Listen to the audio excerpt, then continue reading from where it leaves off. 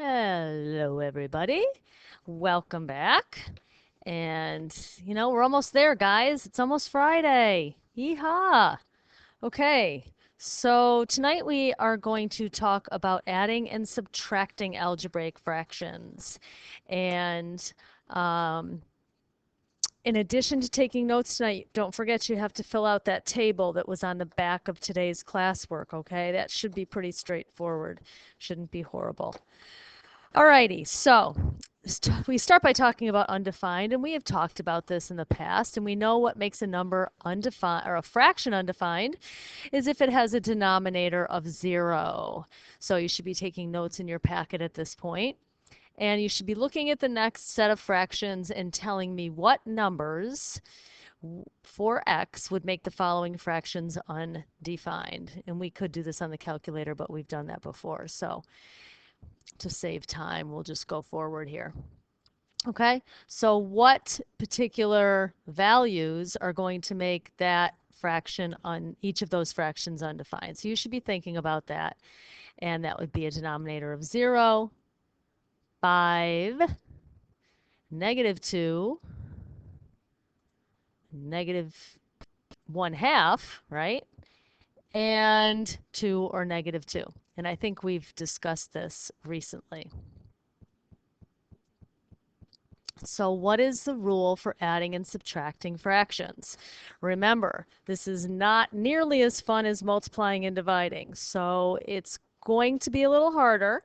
We're going to take baby steps, but this will be a little harder than the multiplying and dividing section. Remember what we need. When we are adding and subtracting fractions, they must have a common denominator. All right? So, and whatever you do to the denominator, you must do to the numerator. Essentially, we are multiplying our fractions by 1. We want to leave their value unchanged. So if I go back to the previous slide for a second, in order to add these fractions, I would need to get a common denominator, preferably the least common denominator, so I don't have to simplify later. So I would need to multiply this fraction by 2, the denominator, which means I have to multiply the numerator by 2, because essentially that means I'm leaving the value of the 2/5 unchanged. Likewise, the value of the 1/2 would stay unchanged. Okay, getting equivalent fractions. So whatever we do to the numerator, the denominator, we must do to the numerator. And don't forget to completely simplify your answer. We've been talking about that since we've been doing these algebraic fractions. So baby steps, like I said, these have a common denominator, and we're very happy about that. We can go ahead and add the numerators, and 5x over 4, no simplification necessary. In the second example, I have a common denominator again, so I can go ahead and just combine my terms in the numerator and write that over the denominator. That is not completely simplified because the denominator is a difference of perfect squares. Oh, sorry. You probably already caught that. Let me just erase this here. Y minus, there we go, +2 and -2. And bing, bing. Final answer, not y plus 2, but 1 over y plus 2. That expression is in the denominator. Number 3. Also, we have, you can see we're kind of adding little twists and turns as we go. Here, we started with a baby step in this example. In the second example, we had a common denominator, but we then had to simplify once we combined. Now we're adding another twist. These have a common denominator, so I'm happy about that.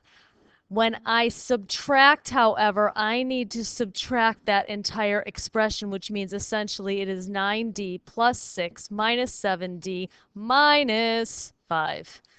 And when you simplify that, you should get 2d plus 1 over 2d plus 1.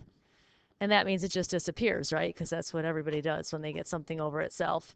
No, silly, it's 1. Yay! All right, next one. Do not factor first. It'll just make a mess. Okay, so it's a little different when we're adding and subtracting in that we want to kind of combine then factor. All right, so save that factoring step because I know some of you are saying right now, I know I can factor that, and good for you, you can, but why don't you wait just a little itty bitty second till we combine them. So you'll see the r squareds drop out and I'm left with 4r plus 8 in the numerator, r squared minus r minus 6 in the denominator. Go ahead, factor, cancel, and come back and make sure that you did it correctly.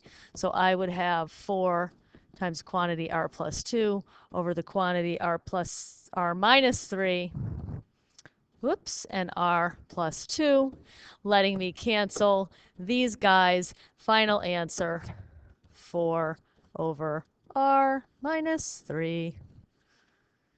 Look good? All right, so now we have to get into changing our denominator a little bit. So in order to do that, we'll take baby steps. Common denominator would be 12, means I multiply the first fraction by 4 over 4, second fraction by 3 over 3. I can leave that guy alone because he's already got a denominator of 12. So I get 20x over 12 plus 21 over 12 plus 11x over 12.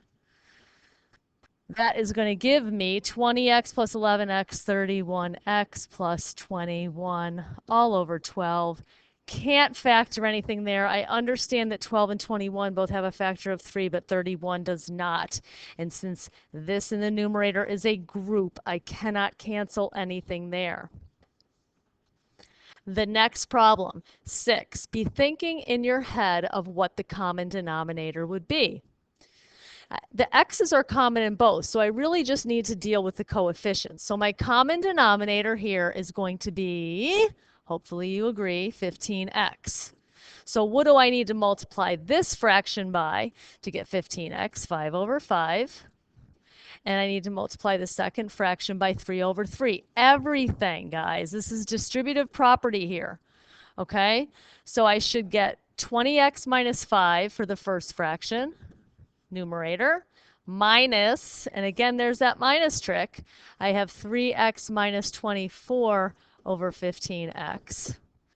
And now I have 20x minus 5 minus 3x plus 24 over 15x. Combine like terms, which should give you 17x minus plus 19 over 15x, and nothing there can be canceled either.